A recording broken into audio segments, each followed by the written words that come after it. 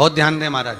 बच्चे अगर एग्जाम में बैठ रहे हैं और विशेष एग्जाम है, कोई सीए की पढ़ाई कर रहा है या कोई चीज की पढ़ाई कर रहा है, आप लोगों ने टीवी पर कथा सुनी होगी तो आपको मालूम होगा भी उज्जैन में और इंदौर में जब कथा हुई, दीदी भी आए थे उज्जैन कथा में 84 महादेव में, तो वहाँ एक बच्चा एग्जाम में बैठा था और वो बच्चे का एग्जाम देने के बाद में जो रिजल्ट आया है वो सीए की पढ़ाई में भी अव्वल निकल गया। केवल एक काली मिर्ची का प्रयोग। आप घर से निकलें तो एक काली मिर्ची शंकर जी को समर्पित कर दें शिवलिंग पर, एक काली मिर्ची दरवाजे की चौखट पे रखें, अपना उल्टा पांव रखकर श्री शिवाय नमस्तुभ्यम कहकर किसी भी एग्जाम में जाकर बैठ जाएं, आप उसमें उत्तीर्ण होंगे। ये पक्का, आप उसमें कभी फेल नहीं हो सकते। श्री शिवाय नमस्तुभ्यम कहकर काली मिर्ची एक शंकर पर और एक दरवाजे की चौखट।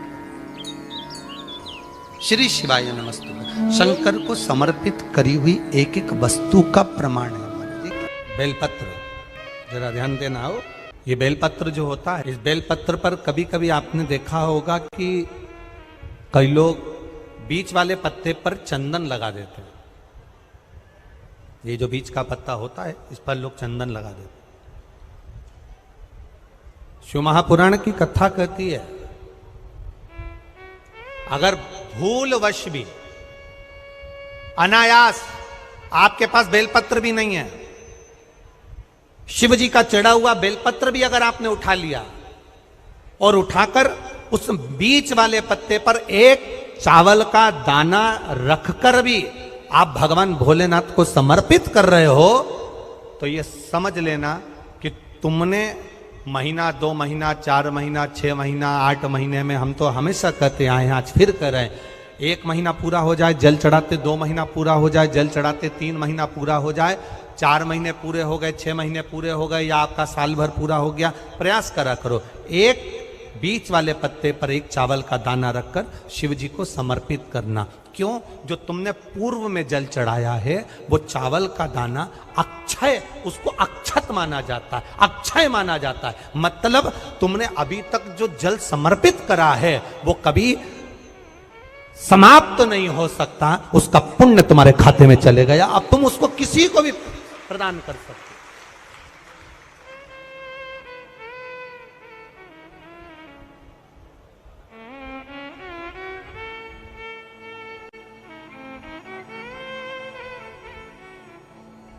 बहन भाई को तिलक करती है रक्षाबंधन पर, माथे पर तिलक लगाने के बाद में चावल लगाती कि नहीं लगाती? बोलो, जम के बोलो जरा। लगाती है? बोलते जाओ जरा। लगाती है, ठीक है। मंदिर में आप पूजन कर रहे हो, घर में कोई अनुष्ठान कर रहे हो, पंडित जी तुम्हारे मस्तक पर तिलक करते हैं तो चावल लगाते कि नहीं लगाते? बोलो बोलो, जम के बोलो। लगाते हैं। तुम्हारे घर में शादी ब्याह होता है तो तिलक करा जाता है तो चावल लगाया जाता कि नहीं लगाया जाता? लगाया जाता। सब समय पर चावल, मस्तक पर कंकु का तिलक, चंदन का तिलक, जो भी तिलक तुम्हारे मस्तक पर लगा है, कोई अगर लगाएगा शुभ कार्य में तो चावल जरूर लगाएगा। बस एक कार्य ऐसा होता है जिस समय पर मस्तक पर तिलक करा जाता है पर चावल नहीं लगाया जाता।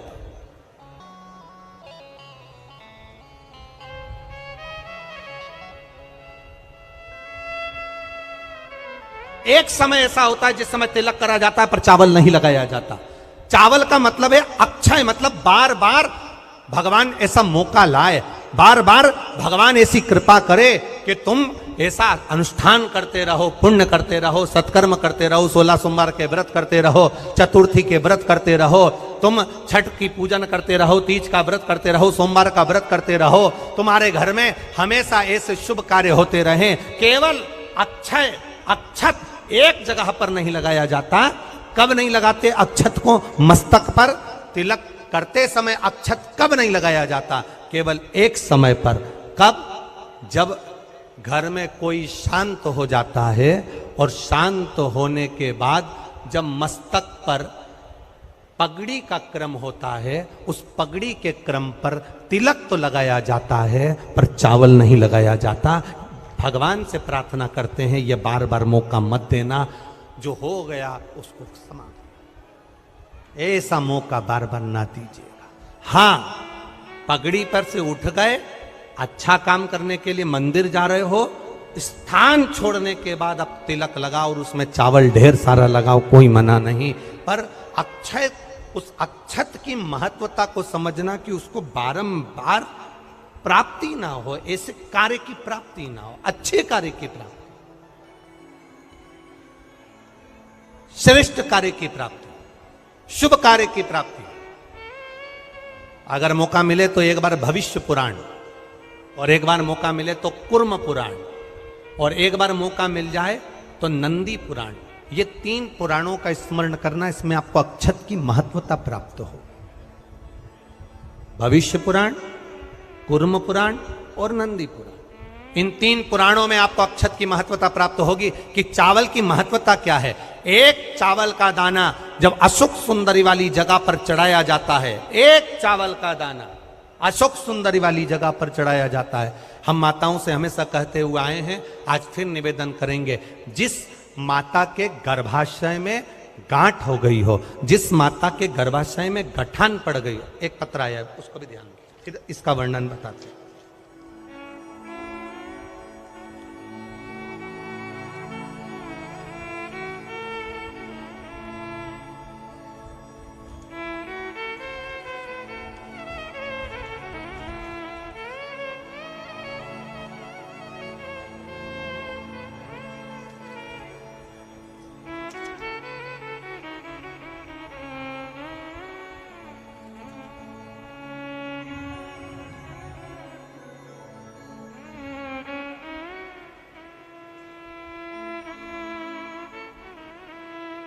मैं गंगा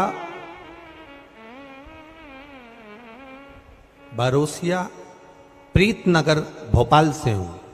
कहीं बैठी हो तो हाथ हिला सकती हूं। मैं गंगा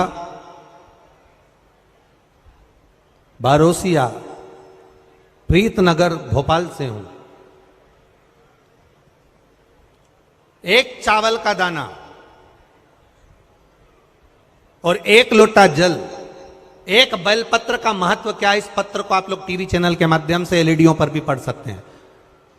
हम जो पत्र पढ़ते हैं वो आप भी अपने आनंद के साथ उस पत्र को पढ़िए। मेरे पति को एक गांठ हो गई, उस गठान का ऑपरेशन डॉक्टर ने बोला, और गांठ इतनी विचित्र थी कि उठने बैठने में भी आफत कर रही थी।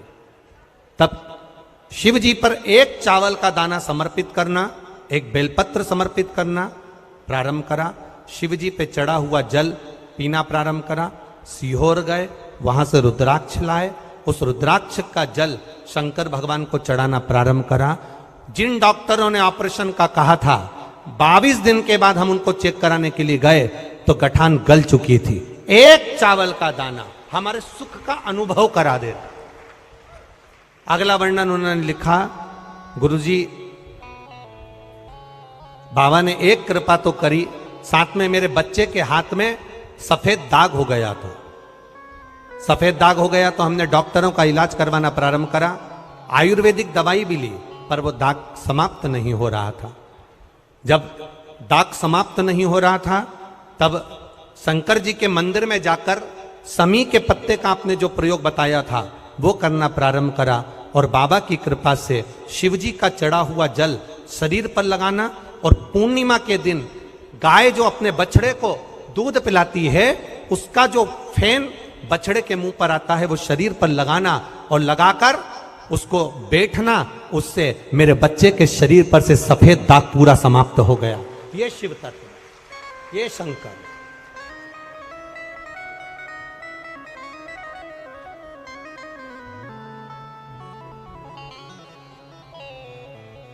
खाली न जाता कोई दर से तुम्हारे, खाली न जाता, आप भी बोलिए, दर से तुम्हारे, मैं भी खड़ा हूँ नन्ही बाहें पसारे, अपने हृदय से लगा लो, लगा लो जा रहा हो, उठा लो उठा लो भोले अपने दर से अब तो न टालो, गिरा जा रहा हो, उठा लो उठा लो। एक अक्षत, एक चावल का दाना, गर्भाशय में गांठ हो गई, डॉक्टर को दिखाया, गर्भाशय में बच्चा दानी के अंतर्गत गांठ पड़ गई, गर्भाशय में गांठ पड़ गई, बड़ी तकलीफ की जिंदगी जी रही है, डॉक्टर कह रहे हैं ऑपरेशन करवाओ, डॉक्टर कह रहे हैं ऑपरेशन करवाना पड़ेगा। एक बार मेरे भोलेनाथ पर जल चढ़ाना प्रारंभ करो।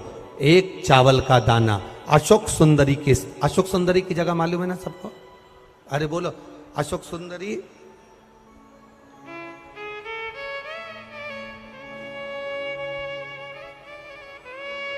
जैसे ये शिवलिंग,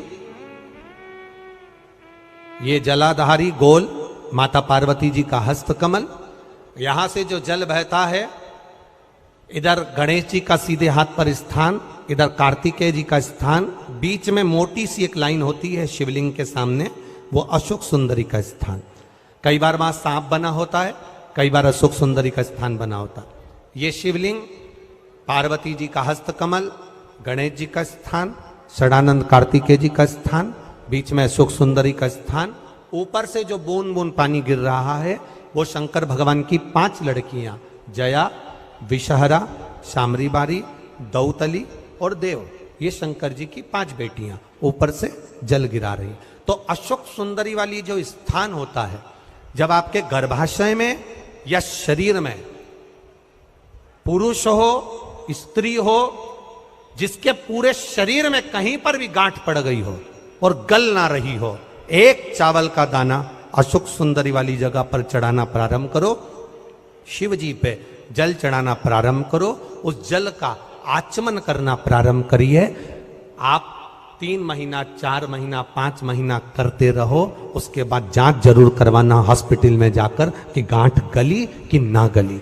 पर विश्वास रख, भरोसो दृढ़ इन चरणन कैरो, श्री वल्लभ नक चंद्र छटाबिन सब जग माही अंधेरो। भरोसा मूर्ण होना चाहिए, भरोसा मूल हो। हमारा अगर विश्वास नहीं है तो फिर भगवान भी नहीं है। मानो तो मैं गंगा मां हूं, ना मानो तो बहता पानी। आपका अगर भरोसा कहता है कि मैंने जल चढ़ाया और मेरा महादेव सुनेगा, आपने सोच लिया कि मेरा महादेव सुनेगा, तो महादेव सुनेगा।